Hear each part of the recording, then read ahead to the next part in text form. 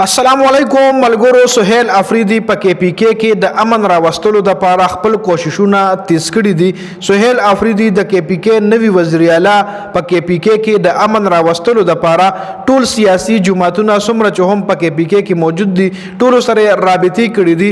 د رابطې د پاره کړي دا چې د یو جرګه راغستل غواړي. په دغه جرګه کې به څوک شرکت کوي او د جرګې مقصد بسوي پاغه هم ډیټیل سره خبره کو.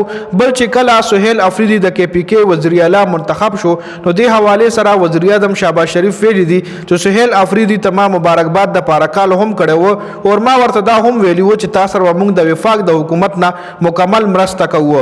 خو سہیل افریدی مانه عجیب ډیماند کو هغه څه ډیماند په هغه باندې لې ډیماند تاسو یو ویلاګ هم شریک کړو خو په دې ویډیو کې به هم تفصیلا خبره کوو. بل د KPK نوی کابینه حلف هم اوچت کړ دي په هغه لې پرون تاسو ما ویلاګ شریک کړو. بل په هسپتال کې شاه محمود قریشی سره اهم ملاقاتونه هم شوي دي. دغه ملاقاتونه ولې شوي په دې هم ډیټیل سره خبره کو.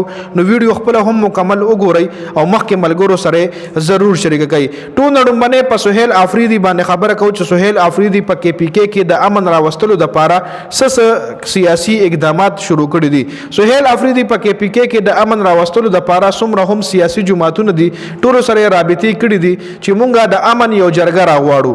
په KPK کې د امن راوستلو د پاره مونږ یو جرګه راغواړو چې په دې کې بټول مشران شرکت کوي. څومره هم سیاسي مشران دي لکه مولانا فضل الرحمن صاحب، ایمل ولی خان صاحب، د جماعت اسلامی مشران څومره هم په KPK کې جماعتونه دي پارټیان دي د دې ټول مشران په کې شرکت کوي. د قبایلو مشران به هم په دې جرګه کې ناسوي. موږ به هم په دې مشوره کوو چې په KPK کې به موږ امن څنګه راولو او دغه مشران به هم موږ صلاح مشوره اخلو. نو دا د KPK کې امن راوستلو د پاره سہیل افریدی ټول جماعتونو سره باقاعده رابطه کړې ده چې ایمل ولی خان ورته ویلي دي چې په جرګه کې شرکت کولو د پاره بزو د خپل پارټای نه اجازه تخلق خپل پارټای سره با صلاح مشوره کوما. نو ټول پارټای ولا نور تیاری شوی دي. خیر چې کله هم دغه جرګه کیږي د هغه سره ریزلټس راځي په هغه باندې بیا ډیټیل سره خبره کو. بل وزیر اعظم شهباز شریف ویلي دي چې سہیل افریدی کله د KPK وزیر اعلی منتخب شو نو ما هغه ته مبارکباد د پاره کال کړو. ما ورته دا هم ویلی و چې موږ به تاسو سره د وفاق د طرفه مکمل تعاون کوو. خو سہیل افریدی مانه دا ډیماند کو چې زما عمران خان سره ملاقات ولې نکېږي زما عمران خان سره ملاقات وکړي.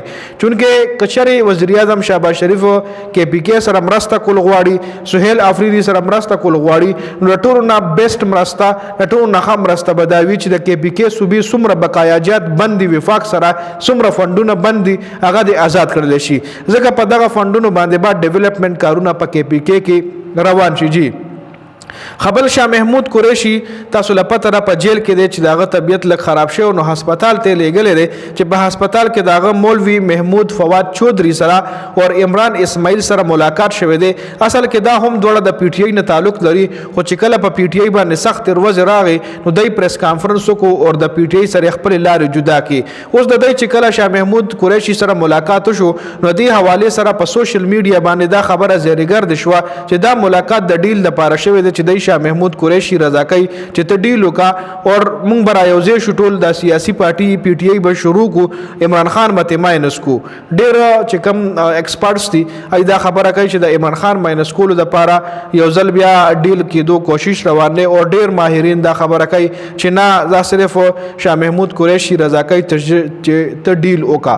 خیر د دې سره ریزلټس مخکې راځي په هغه باندې بیا ډیټیل سره خبره کو. په دې ویډیو کې نا مکمل تفصيلات او د ویډیو کتلو زیاته مننه. والسلام.